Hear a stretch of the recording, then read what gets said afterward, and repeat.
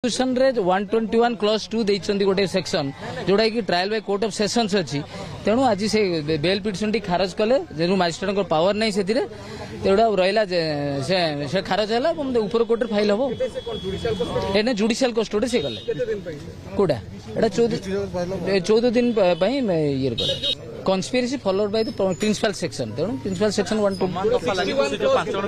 नहीं नहीं नहीं आज्ञा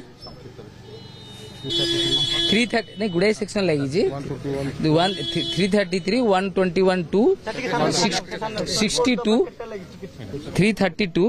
132 121 clause 2 and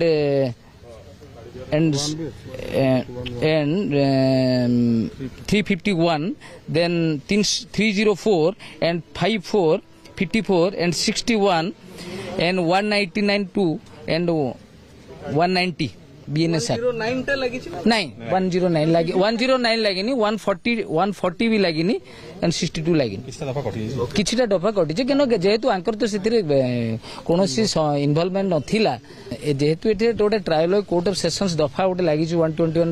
2टा तेणु से अन्य जो दफा विषय आम कहलु किंतु जेहेतु ये आंकर तो पावर नहीं तेणु ये बाध्य रिजेक्ट कले